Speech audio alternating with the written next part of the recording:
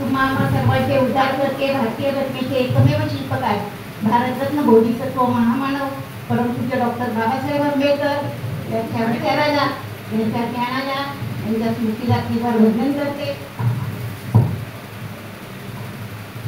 ज्या संस्थेच्या माध्यमातून भारतभर धम्माचा प्रचार आणि प्रसार होत आहे अशी तमाम बौद्धांची मातृसंस्था बुद्धिस्ट सोसायटी ऑफ इंडिया अर्थात भारतीय बौद्ध महासभा या संस्थेच्या विद्यमान संरक्षक महाउपासिका आदरणीय मीराबाईजी आंबेडकर यांच्या 45 वर्षाच्या धर्मकार्याला मी त्रिवार वंदन करते। या चैत्यस्तूपाचे शिल्पकार आणि बौद्धाचार्याचे जनक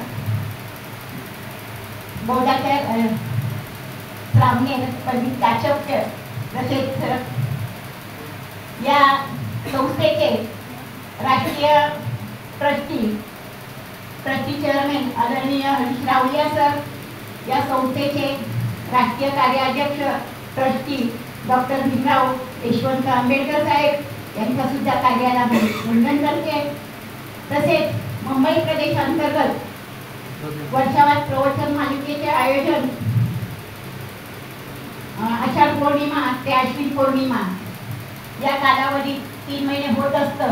तर ह्या वर्षावार प्रवचन मालिकेचं हे 6वं पुष्प आणि या 6व्या पुष्पाला उपस्थित असणारे या प्रवचन मालिकेचे अध्यक्ष आदरणीय विलास ढोबळे गुरुजी, तसेच केंद्रीय प्रशिक्षण विभागाचे सचिव आदरणीय सुनील बनसोडे गुरुजी, तसेच मुंबई प्रदेशचे सन्माननीय अध्यक्ष विलास बनसोडे गुरुजी सुंदर असं सूत्रसंचालन करत आहेत असे दयानंद बडेकर गुरुजी, मुंबईचे कोषाध्यक्ष आदरणीय राजेंद्र सत्वजीत, तसेच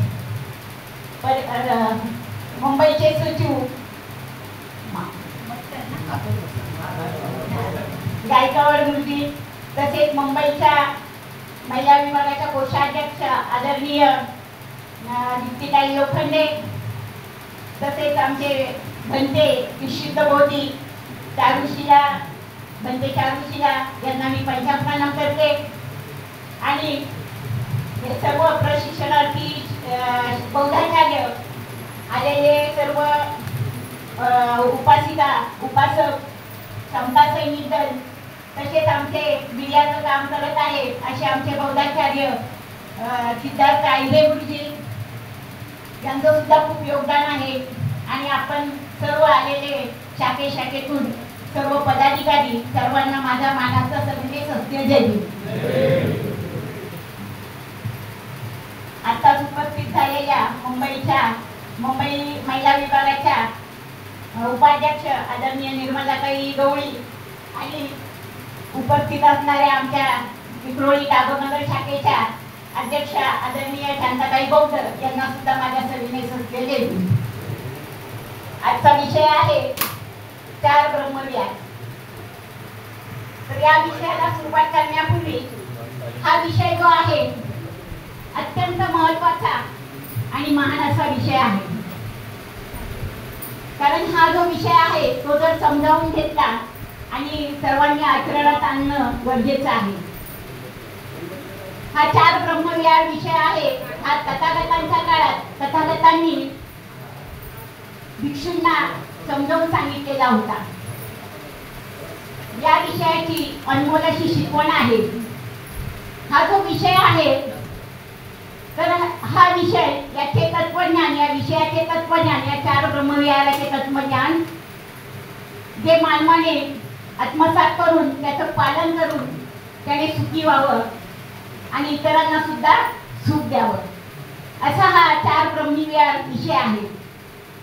हा विषय देत असताना 4 ब्रह्मविहार म्हणजे काय, तर 4 ब्रह्मविहार म्हणजे तथागतांनी सांगितलेलं जे आपल्याला पंचशील होतं त्या पंचशीलाच्या आधारावर हा विषय सांगितलेला आहे। तर 4 ब्रह्मविहार म्हणजे कोणते?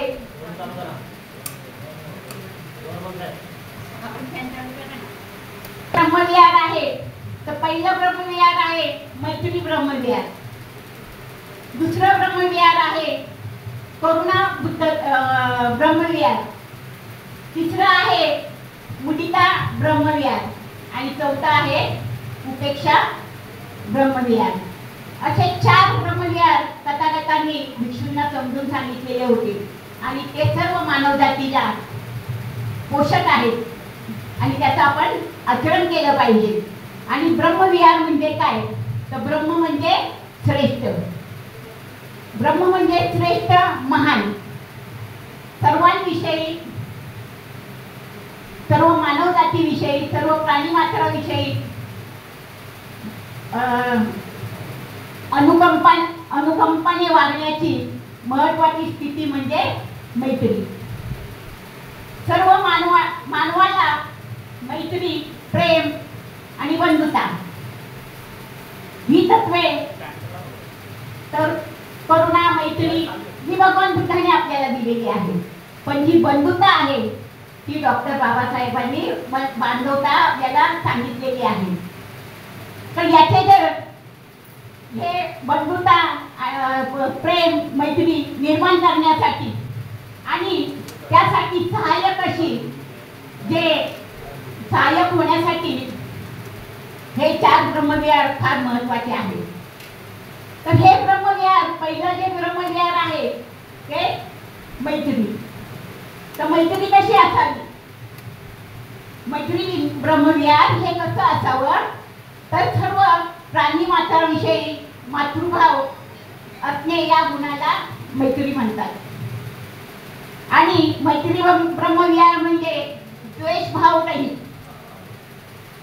तर आता द्वेष कसला आपण करतो, एखादा जर आपण आपल्यामध्ये सुधारण घेऊ दुसऱ्यांचं गेल्यापेक्षा, तर एखाद्या उच्च पदावर गेला, कोणी केंद्रात गेलं, कोणी महाराष्ट्रात गेलं, तर खालचे लोक असतात ते नक्कीच भेदभाव करत असतात, द्वेषभाव करत असतात. किंवा शाखेमध्ये सुद्धा तेच चाललेलं आहे.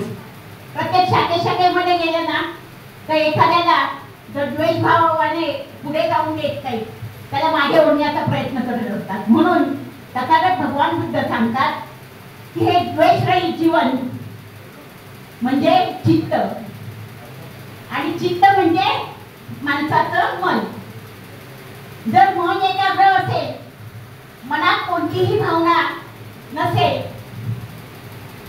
ते मन निष्कलंक आणि एकदम प्रांजळपणे एखाद्यावर मैत्री, प्रेम करणारं असेल, तर आपल्या मनात द्वेष भावना येत नाही. नाहीतर आपण मी इथे बोलते परंतु मन माझं दुसरीकडे भटकत आहे. तर तथागत सांगतात का मनावर कंट्रोल करायला पाहिजे, मनावर विजय मिळवलेला पाहिजे. जर स्वतःच्या मनावर विजय मिळवला तरच आपण सर्व मैत्री, प्रेम, करुणा हे उत्पन्न करू शकतो. आणि म्हणून तथागत सांगतात आपले मित्र, हे आपले मित्र जे आहेत त्या मित्राची दोस्ती तात्पुरती नसावी. मित्र हा जीवाला जीव देणारा असावा, मित्र हा वेळेकाळेला धावणारा असावा. काही मित्र असे असतात की मित्रच मित्रांचा द्वेष करत असतात. परवाच मी एका महाराष्ट्र टाइम्स पेपरला वाचलं, 3 मूकबधीर मुलं मित्र असतात आणि त्यांच्यामध्ये काहीतरी वाद थोडासा झाला आणि त्या 2 मूकबधीर मित्राने त्या 3ऱ्या मित्राला हातोडीने डोक्यावर वार करून त्याला खल्लास केलं. आणि त्याचं जे प्रेत आहे ते बॅगेत भरून दादर स्टेशनला होते आणि ते गाडीमध्ये चढताना तर त्यांना ती बॅग उचलत नव्हती. त्यावेळेस RCFच्या जवानाने पाहिलं आणि त्याला संशय आला आणि संशय आल्याच्या नंतर त्या RCFच्या जवानाने त्या बॅगेत काय आहे म्हणून दाखवायला सांगितलं. त्यावेळेस एकदम पळून गेला आणि ती दुसऱ्याने बॅग खोलली, त्याच्यात तो मृतदेह दिसला. म्हणजे मित्र असावे तर असे नसावे.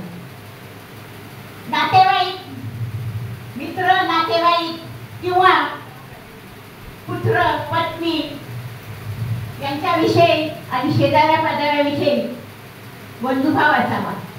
पण हल्ली नातेवाईकांमध्ये सुद्धा आपला जास्त संपर्क राहत नाही, कारण मोबाईलचा जमाना आलेला आहे.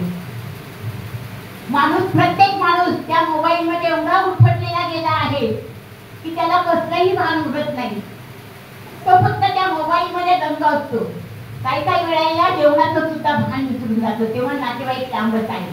म्हणून तथागत सांगतात या ब्रह्मी विहाराच्या माध्यमातून, मैत्रिणी विहाराच्या माध्यमातून, का तुम्ही नातेवाईक,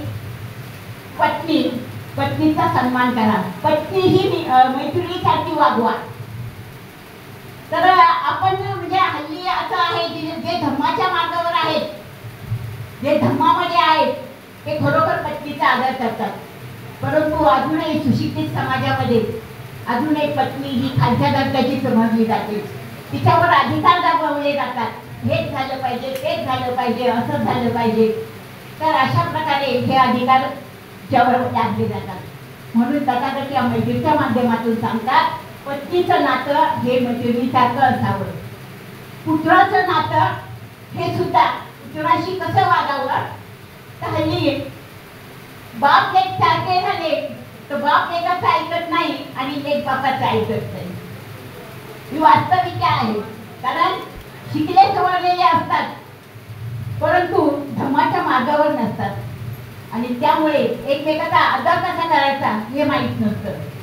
आणि म्हणून तथागत ह्या मैत्रीच्या भावनेतून सांगतात की बंधुभाव असणे आपल्याला गरजेचं आहे.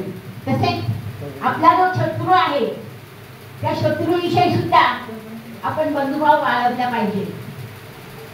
कारण आपल्या जर एखाद्याशी भांडण झालं तर आपण वर्षानुवर्ष मनात आळी धरून राहतो, आपण त्याच्याशी बोलत नाही.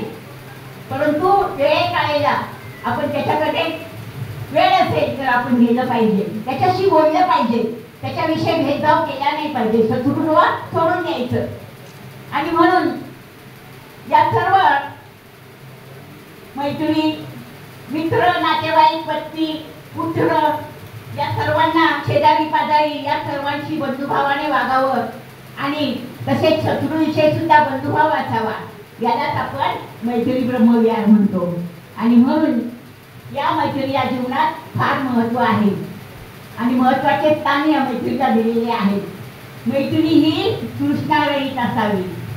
आपण विसरण माहितीच आहे. तृष्णा म्हणजे काय तर हाव. माणसाला कोणत्याही गोष्टीची हाव नसावी.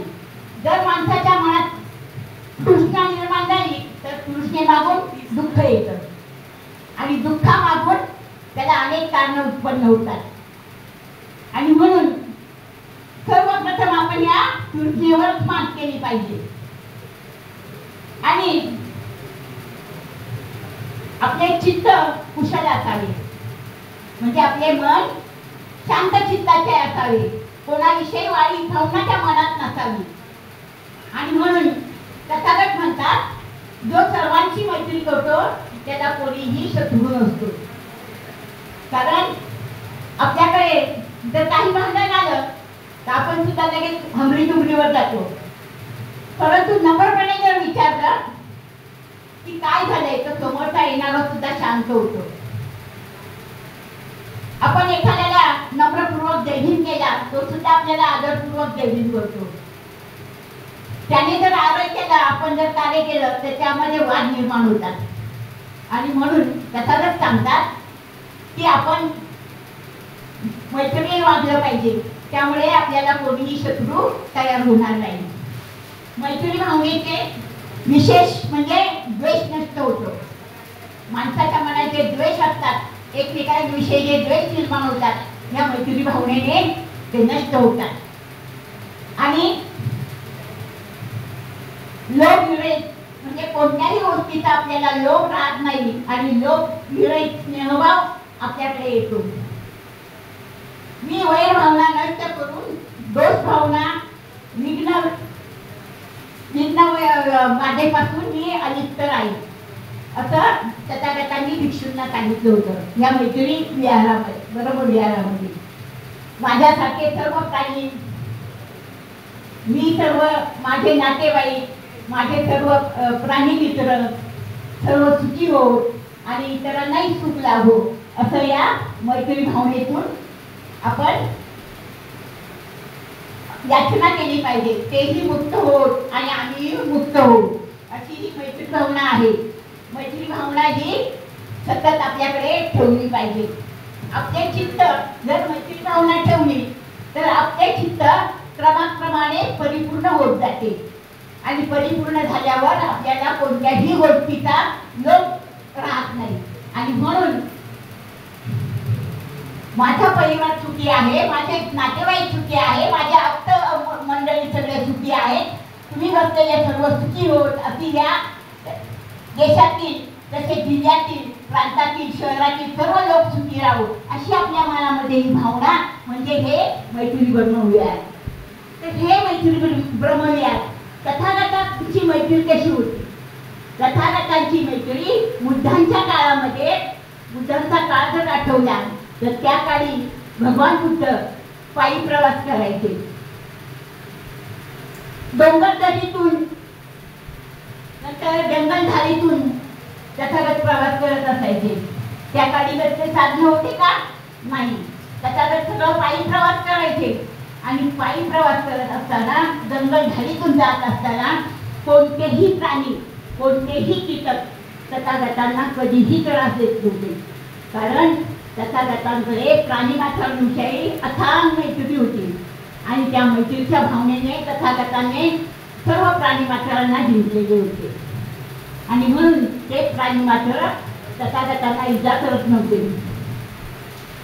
तसेच तथागत ज्यावेळेस राजगृह नगरीत राहत असताना तथागतांचा आके भाऊ देवदत्त, त्या देवदत्ताला या संघामध्ये प्रमुख पद पाहिजे होतं आणि म्हणून त्या देवदत्ताने तथागतांना मारण्यासाठी कट रचला.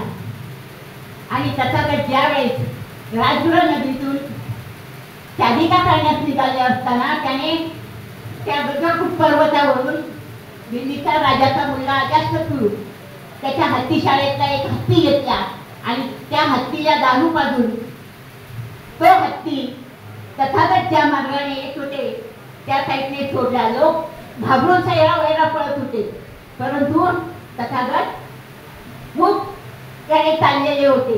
त्यावेळेस लोक तथागतांना सांगतात, तथागत तुम्ही तिकडे जाऊ नका, तो हत्ती उडालेला आहे. परंतु तथागत काही न बोलता चालतात. त्यावेळेस हत्ती समोर येतो, त्यावेळेस तथागत म्हणतात, नाला दिदी शांत हो. आणि खरोखर तो हत्ती शांत होऊन तथागतांच्या चरणाला स्पर्श करू लागला. ही तथागतांची प्राणीमात्रांविषयी मैत्री होती. आणि अशा प्रकारे आपल्या मैत्री भावनेमध्ये सर्वांच्या प्रति सुखाची इच्छा असावी. आपल्या मैत्री भावनेमध्ये क्रोध कुठलाही नसावा, क्रोध आलाच नाही पाहिजे अशी मैत्री आपण करावी. तथागत बुद्धांनी त्याग, मैत्री भावना, करुणा भावना या सर्वांचा त्याग केलेला होता आणि म्हणून तथागतांनी जग जिंकलेलं होतं.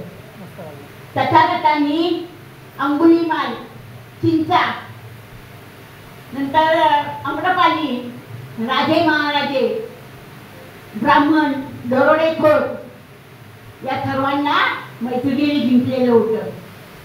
राजाचे राजे तथागतांना शरण येत होते. अशी तथागतांची अपार मैत्री होती. आणि म्हणून तथागतांनी कोणी असो, ब्राह्मण असो, ब्राह्मण असो किंवा कोणीही असो, पण त्याच्याविषयी कधी द्वेष केला नाही किंवा क्रोधाने कधी त्यांना बोलले नाही. अशी ही तथागताची मैत्री होती आणि त्या मैत्रीमुळे तथागतांनी जग जिंकलेलं होतं. आणि म्हणून तथागत भगवान बुद्ध म्हणतात की जो सर्वांची मैत्री वागतो त्याला कधीही कोणी शत्रू नसतो. लोभ, द्वेष आणि मोह, वैरभावना हे मैत्रीचे शत्रू आहेत. आणि हे आपण जाणून घेतले पाहिजे की हे जे जाणतो तोच आनंदाने, समाधानाने आणि अगदी तृप्त मनाने जीवन जगतो. तुमची मैत्री विश्वासाची व्यापक असावी आणि म्हणून ह्या मैत्री भावनेमध्ये द्वेष भावनेला थारा नसावा अशी ही तथागतांची मैत्री होती. आणि या तथागताच्या मैत्रीला मैत्री ब्रह्मविहार असे म्हटलेले आहे. नंतरची मैत्री आहे ब्रह्मविहार, करुणा ब्रह्मविहार. करुणा ब्रह्मविहार म्हणजे सर्व मानवाविषयी प्रेमपूर्वक दयाशील करुणाभाव असणे म्हणजे मैत्रीचे उच्चतम अवस्था होय. जर मैत्रीची करुणेला साथ नसली तर ती मैत्री आणि करुणा पूर्ण होत नाही. एखादा मनुष्य किंवा एखादा मनुष्य प्राणी त्या दुःख अवस्थेत, समज एखादा आमचा त्याचा कोणी व्यक्ती दुःख अवस्थेत असेल आणि आपण त्याला पाहून जर पुढे गेलो तर आपल्याकडे करुणा भावाला लवलेश नसतो. आणि आताची परिस्थिती तशीच आहे. कारण आम्ही कोणी पडलेलं जरी असलं हल्लीच्या युगामध्ये कोणी कोणाला बघत नाही, सरळ आपल्या आपल्या रस्त्यात पुढे काढतात. परंतु तथागतांच्या काळात तसं नव्हतं. तथागतांनी सांगितलंय मैत्री करुणा कशी करावी. तर ही करुणा आपण दुसऱ्याचं दुःख पाहून आपलं मन हेलवलं पाहिजे. आपल्या मनात अनुकंप आणि आपल्या मनाला कंपन आणि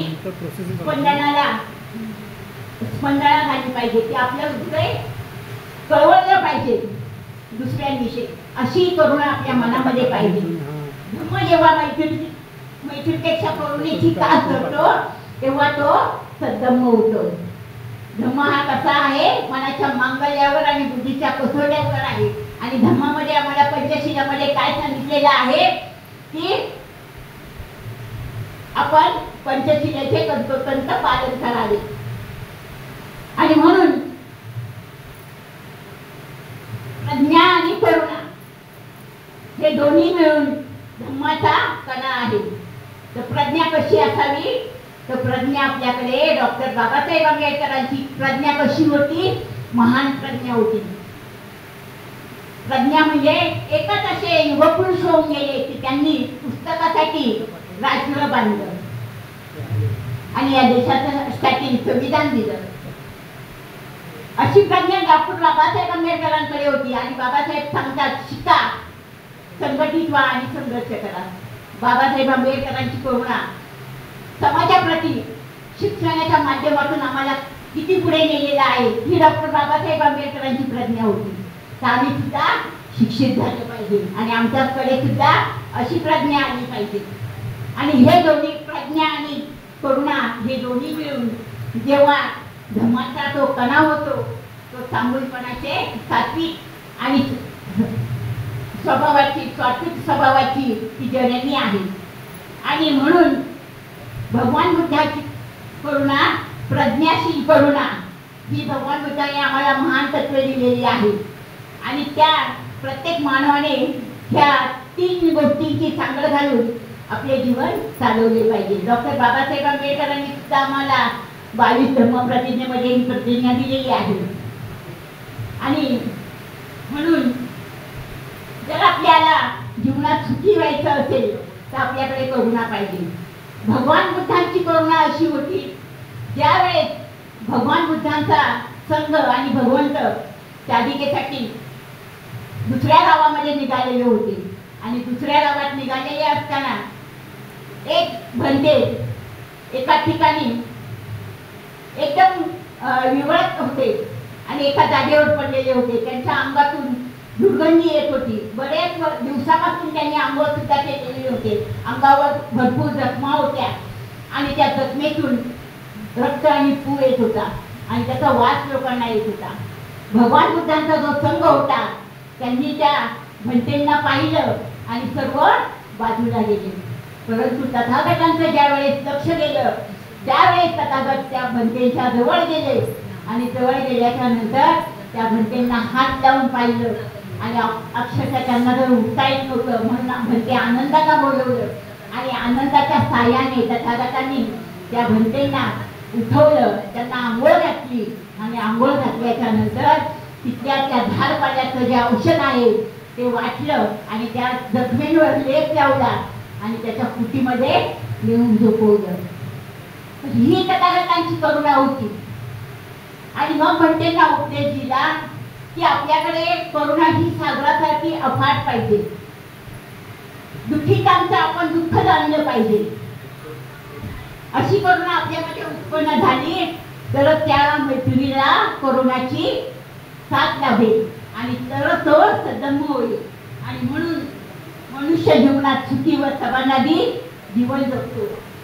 भगवंत त्यावेळेस उपदेश देत होते, त्यावेळेस भगवंत सांगतात, हे जे ब्रह्मविहार आहे हे तुम्हाला मी पुन्हा पुन्हा सांगत का आहे, कारण ह्यात जर तुमच्यामध्ये जर परिवर्तन झालं आणि ह्या धम्माचं लोकांमध्ये जर परिवर्तन झालं तर लोक सुद्धा या धम्माच्या आणि या ब्रह्मविहाराची खरोखर तंतोतंत पालन करतील आणि त्या मार्गाने चालतील. असा हा धम्म आहे, असे हे ब्रह्मविहार आहे.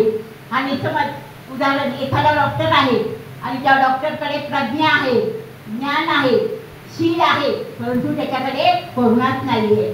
आणि करुणा नसेल, एखादा सिरियस पेशंट आला तर तो डॉक्टर त्या पेशंटची सेवा करणार नाही, कारण का करुणा नाही त्याच्याकडे. आणि मग आपले जे बरेच शिक्षित लोक आहेत, मोठ्या मोठ्या हुद्द्यावर गेलेले आहेत, परंतु धम्माचा गंधही नाही आणि प्रज्ञाशील करुणाचा लांबच आहे. आणि म्हणून तथागतांच्या धम्मामध्ये सांगितलेलं आहे की आपल्याला या प्रज्ञाशील करुणेचे पालन करायचे आहे. करुणा म्हणजे प्रेम, करुणा म्हणजे आपुलकी, करुणा म्हणजे एक दुसऱ्याबद्दल कळवळा. ज्याप्रमाणे आई आपल्या मुलांना, आपल्या आईला 5ही मुलं असते, 10ही मुलं असते, तरी आई सर्वांवर सारखंच प्रेम करते, म्हणून भेदभाव करत नाही.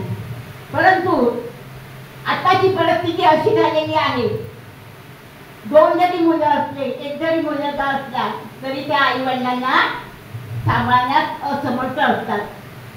बरेच आई वडील वृद्धाश्रमात असतात, कारण त्या मुलांना धम्माचा मार्गही कळालेला नाही आणि करुणाही कळालेली नाही. आणि मग म्हणून जशी आई आपल्या मुलांना माया देते तशी अथांग माया आपल्याकडे सुद्धा असावी लागते. आणि ती माया असेल तरच आपण या मैत्री करून येथे आपण भागीदार आहोत. आणि म्हणून भगवान बुद्धांकडे अपार करुणा होती आणि अपार करुणा होती म्हणून भगवान बुद्धांना करुणेचा सागर म्हटलं जातं. आपण म्हणतो ना तथागत करुणा सागर, म्हणून भगवान बुद्धांना करुणेचा सागर म्हटलेला आहे. आणि म्हणून भगवंत म्हणतात, ज्याच्याकडे सागरासारखी करुणा होती म्हणून त्याला करुणा ब्रह्मविहार असे म्हणतात. करुणा म्हणजे तथागतांनी दिलेली मानवता. म्हणजे मानवता म्हणजे माणसाने माणसाची कसं वागावं, माणसांनी माणसाशी कसं वागावं हे या तथागतांच्या मानवतेमध्ये सांगितलेलं आहे. आणि म्हणून याला करुणा ब्रह्मविहार असे म्हणतात. तिसरी आहे मुदिता ब्रह्मविहार. मुदिता ब्रह्मविहार म्हणजे आनंदी भावना. इतरांचा आनंद पाहून आपल्याला सुद्धा आनंद झाला पाहिजे. इतरांचे सुख हेच आपले सुख आहे असं आपण मानलं पाहिजे. परंतु आता तसं न होता सर्व सुख माझ्याकडे यावं आणि इतरांना दुःख व्हावं. एखाद्याने जर 4 मजली इमारत बांधली किंवा बंगला बांधला तर आपल्याकडे जर मुदिताच नाही, आपण आनंदित होऊ का? नाही. आपण त्याचं अभिनंदन करू का? नाही. तर आपल्याकडे दुसऱ्यांविषयी ही भावना पाहिजे की ते आनंदित आहे तर मी सुद्धा आनंदित आहे. त्याने आज चांगलं शिखर गाठलं आहे, मी सुद्धा त्याच्या मागून हे शिखर पार करण्याचा प्रयत्न करेन. ही भावना आपल्यामध्ये झाली पाहिजे. आणि म्हणून प्रत्येकाचं समाधान ते आपलं समाधान असं आपण मानलं पाहिजे. याला मुदिता म्हणतात. मुदिता म्हणजे आनंद. आपण विचारपूर्वक वर्तन केलं पाहिजे. किंवा आपले कार्य केले नाही, आपण जे कार्य करतो आणि ते जर आपण व्यवस्थित केले नाही आणि ते जर पूर्ण झाले नाही तर माणसामध्ये आपली वेड्यामध्ये गणली होते. आणि ती वेड्यामध्ये गणती झाल्यावर आपलं हसू होतं आणि हसू झाल्याच्या नंतर आपल्याला या हसाचं पर्यावरण काय होतं? दुःखामध्ये होतं आणि दुःख निर्माण होतं. दुःख निर्माण झाल्याच्या नंतर आपण जो दुःखी होतो तर आपला परिवार सुद्धा आपल्या मागून दुःखी होतो. कारण घरातला जो मेन माणूस असतो तो दुःखी झाला नाही पाहिजे. तो जर सुखी असला तर तो आनंदात सर्वांना सुखी ठेवतो. आणि म्हणून त्यालाच सांगतात की शत्रू जरी असला तरी त्याच्यावर असंतोष करू नका, त्याला सुद्धा आपण आनंद द्यावा. आणि म्हणून मुदिता ही करुणेची संपत्ती आहे, मैत्रीची संपत्ती आहे. कोणत्याही धनसंपत्ती धनवान मनुष्य असतात, श्रीमंत असतात, हल्ली लोक काय म्हणतात माहिती, श्रीमंत असतात त्याला काय कमी आहे, तो खूप श्रीमंत आहे आणि त्याच्याकडून काय ते घेतलेलं असतं ते सुद्धा लोक द्यायला मानत नाही का त्याला काय कमी आहे. पण त्याने जी कमवलेली संपत्ती असते ती मेहनतीच्या जोरावर कमवलेली असते. मग आपले काही लोक म्हणतात त्याला काय कमी आहे, 2 नंबरचा पैसा आला असेल किंवा इतरांनी वाईट मार्गाने काही पैसा कमवला असेल. पण आपली भावना अशी नसावी. आपण आपण या विहाराचे ज्ञान घेतो, विहारात ज्ञान वाटलं जातं आणि त्या ज्ञानातून आपल्याला चांगला मार्ग शिकवला जातो. तर कोणाकडे किती असू द्या, परंतु आपण अशी भावना केली पाहिजे, आज तो एवढा श्रीमंत झाला आहे, मी सुद्धा श्रीमंत होण्याचा प्रयत्न करेन, अन्यथा मी त्याचा द्वेष करणार नाही, त्याचा आनंद तो माझा आनंद आहे असं मी मानेन. याला मुदिता विहार म्हणतात. इतरांना अशा प्रकारे सुखी पाहून आपण आनंद व्यक्त केला पाहिजे आणि मनात मत्सर उत्पन्न झाला नाही पाहिजे. त्याचे चित्त आनंदाने भरले पाहिजे. हे मुदिताचे लक्षण आहे. याला मुदिता विहार असे म्हणतात. नंतरचा आहे उपेक्षा. तो उपेक्षा ब्रह्मविहार म्हणजे विहाराची महानता वेगळी आहे. या उपेक्षा विहाराची महानता वेगळी आहे. अलिप्त आणि अनासक्ती किंवा आवड निवड असलेल्या मनाची एक स्थिती. म्हणजे आपलं मन कसं असतं बघा, मन चांगलं ही चित्त आणि वाईट आहे चित्त. एखादी गोष्ट आपल्याला आवडली नाही तर आपण नाकतोड मोडतो. परंतु ह्यामध्ये ही मुदिता आहे ब्रह्मविहार, उपेक्षा ब्रह्मविहार. फल प्राप्तीने विचलित न होणे. आपल्याला जर काही मिळालं तर आपण एकदम भारावून जातो आणि समोरच्या व्यक्तीचा आपण आदरच करत नाही, कारण फलप्राप्तीने आपण विचलित होऊन जातो. पुढचा येणारा काळ कसा आहे आपल्याला कळत नाही, तेवढ्या पुढचा आपल्याला आनंद वाटतो. परंतु फलप्राप्तीने विचलित न होता निरक्षित भावनेने सतत प्रयत्न करत राहणे आणि सतत प्रयत्न करत राहणे म्हणजे हे मुदिताचे लक्षण आहे. आणि एखाद्या कामात अडथळा निर्माण करणे. एखाद्या व्यक्ती जर चांगलं काम करत असेल किंवा तुम्ही धम्माच्या मार्गावर आलेला आहात आणि जे लोक धम्माच्या मार्गावर नाही अशा लोकांना लोक म्हणतात त्याला काय काम आहे, ते रिकामे आहेत, उठले का कपडे घालून दिसतात, असे रिकामटवळे आहेत असे लोक बोलतात. कारण मी स्वतः अनुभव घेतलेला आहे. ज्यावेळेस मी घाटकोपर शाखेमध्ये अध्यक्ष होते, आमचा घाटकोपरचा विभाग म्हणजे त्यावेळेस खूप मोठा होता आणि आम्ही जे वर्षवार प्रवचन मालिकेचं जे प्रवचन चालू करायचो विहारामध्ये, लोक एक कमी यायचे परंतु बाजूला गरबा असायचा आणि त्या गरब्यामध्ये अनेक लोक, महिला, अनेक मुलं, माणसं असे नाचत असायचे. तरी सुद्धा आम्ही त्या विहारात प्रवचन मालिका चालू ठेवायचो. लोक म्हणायचे यांना काय, हे रिकामे, यांना काही कामधंदे नाही, कारण यांच्याकडे पैसा आहेत ना म्हणून ते विहारात प्रवचन मालिका राबवतात. पण विहार हे ज्ञानाचं केंद्र आहे. विहाराची ज्ञानाची देवाणघेवाण होते हे लोकांना माहीत नाही आणि म्हणून अशा अडाणी आणि अज्ञानी लोक ही वाच्यता करतात आणि म्हणून अशा लोकांच्या मागे न लागता आपण आपलं काम चालू ठेवलं पाहिजे. एखाद्याच्या कामात कोणी अडथळा आणायचा नाही आणि एखाद्याला त्याच्या हक्कापासून वंचित ठेवलं नाही पाहिजे. कारण आपले जे हक्क आहे हे जर डॉक्टर बाबासाहेब आंबेडकरांनी आम्हाला दिले नसते तर आम्ही वंचित राहिलो असतो. आणि डॉक्टर बाबासाहेब आंबेडकरांनी आम्हाला दिलेले जे हक्क अधिकार आहे ते आपण आपण शिक्षित आहोत, आपण इतरांना सांगले त्याचे फायदे काय काय आहेत. ज्या काही गव्हर्नमेंटच्या स्कीम निघतात तर बऱ्याच अर्धवट शिक्षित लोकांना त्या माहीत नाही पडत. त्यामुळे आपण लोकांना त्या सांगितल्या पाहिजे. त्या जर आपण तसं सांगितलं तर लोक आपलेच लोक हुशार होतील, आपलेच लोक पुढे जातील. आणि म्हणून चांगलं काम करताना कोणामध्ये आडवं यायचं नाही, कोणाच्या हक्कापासून त्याला वंचित ठेवायचं नाही. डॉक्टर बाबासाहेब आंबेडकरांनी महिलांना हिंदू कोड बिलाच्या माध्यमातून सर्व हक्क अधिकार बहाल केलेले आहेत. परंतु आजही आमचे काही भाऊ म्हणतात, कारण ज्या प्रॉपर्टीमध्ये आई वडिलांची जी प्रॉपर्टी असते त्या प्रॉपर्टीमध्ये बहिणीचाही तेवढा समान हक्क असतो. परंतु ज्यावेळेस बहीण हक्क मागायला जाते त्यावेळेस तिथे वाद निर्माण होतात आणि त्या बहिणीला सांगितलं जातं तू चोळी बांगडी घे आणि गप्प बस. परंतु चोळी बांगडी घेण्यापेक्षा ज्या डॉक्टर बाबासाहेब आंबेडकरांनी ज्या बापाने आम्हाला अधिकार दिले त्या अधिकाराने का बरं सोडायचे. मग तो भाऊ त्या बहिणीला त्या अधिकारापासून वंचित ठेवतो आणि मग बहीण भावनांचं गैर चालू होतं. वर्ष एकमेकाचे तोंड बघत नाही. म्हणून तथागतांनी हे 2,500 वर्षापूर्वी आपल्याला सांगितले की एखाद्याला त्याच्या हक्कापासून वंचित ठेवू नका. जर दुसऱ्याला त्याच्या हक्कापासून वंचित ठेवलं तर ती उपेक्षा होते.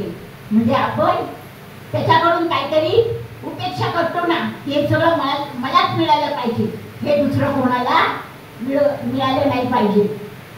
आणि म्हणून ही उपेक्षा म्हणजे आणि ही भावना म्हणजे ही शून्यता नव्हे तर सृजन मनाची ती अवस्था आहे. आणि म्हणून तसेच ती समानतेची सुद्धा अवस्था आहे. समानता ही डॉक्टर बाबासाहेब आंबेडकरांनी सुद्धा आम्हाला सांगितली होती. पण आम्ही अजूनही समानता मानत नाही, अजूनही समतेत येत नाही. आणि म्हणून लोक समानतेची अवस्था म्हणजे लोक धर्मरहित अवस्था आहे. लोक धर्म म्हणजे लोभ आणि हानी. म्हणजे हे लोभ आपल्याला लोभ जर उत्पन्न झाला तर त्या लोभापासून हानी होते, आमच्या संपत्तीची हानी होते, आमच्या मनाची हानी होते, आमच्या चित्ताची हानी होते. आणि म्हणून आपण हे सगळं बाजूला ठेवलं पाहिजे. यश अपयश निंदा एखाद्याची स्तुती करणं किंवा दुःख आणि सुख इत्यादी लोक स्वभावाची ज्याचा संबंध आला त्याला संबंध आला असता त्याला ज्याचे चित्त अस्थिर होत नाही अशी अवस्था म्हणजे उपेक्षा.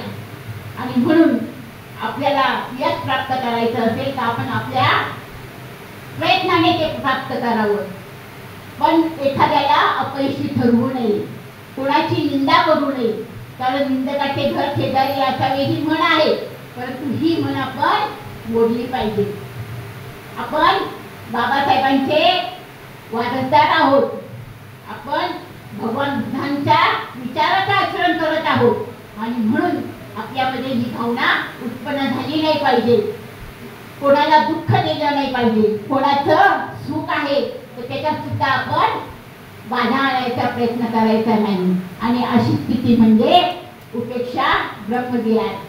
तृष्णेबाबत आसक्ती आणि तृष्णेबाबत जर आसक्ती आहे ती जर मनात बाळगली तर ती कामेच्छा नसते. हे सर्व गोष्टीबद्दल समाधानी आणि असंतुष्ट असलेली अशी मनाची अवस्था म्हणजे उपेक्षा भावना होय.